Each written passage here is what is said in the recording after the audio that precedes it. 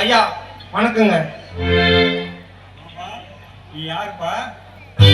ஐயா எனக்கு தெரியலைங்களா, உங்க நண்பர் மாணிக்கத்தோட மகன் தான் சேகர். ஓ, மாணிக்க பெத்த பிள்ளையா? நீ பார்த்து ரொம்ப நாளாச்சுல்ல, அதான் அடையாளமே தெரியல. ஆமா, நீ வந்தது நல்லதா போச்சு. என் மில்லுல ஃபைனான்ஸ் பார்க்கறதுக்கு, வரவு செலவு பார்க்கறதுக்குலாம் ஒரு ஆள் வேணும்னு பார்க்க சொல்லியிருந்தேன். பரவாயில்ல, என் மக வெளிநாட்டில் படிச்சுட்டு இருக்கான். அவன் அங்கேயே தைய படிச்சுட்டு இருக்கான். அதனால இந்த வரவு செலவெல்லாம் பார்க்கறதுக்கு ஒரு ஆள் வேணும். நீ இனிமே இங்கே இருந்து நீ பார்த்துக்கலாம். ஏன் மாமா, நீ எப்படி பார்க்குற?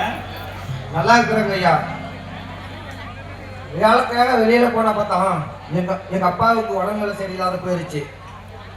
கடைசியா ஒரு டைம் வந்துட்டு போன் பண்ணாரு. காலத்தின் சூழ்நிலை என்னால வர முடியாத போயிருச்சு. எங்க அப்பாவோட இறுதி சடங்கு கூட கலந்துக்க முடியாத பாவி ஆயிட்டேன்.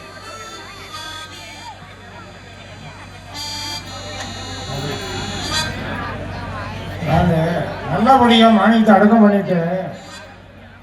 ரொம்ப நன்றிங்க.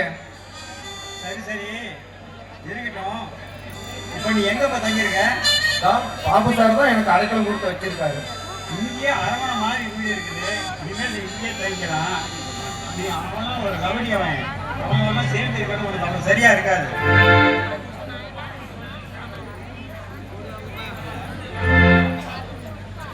ஆமா,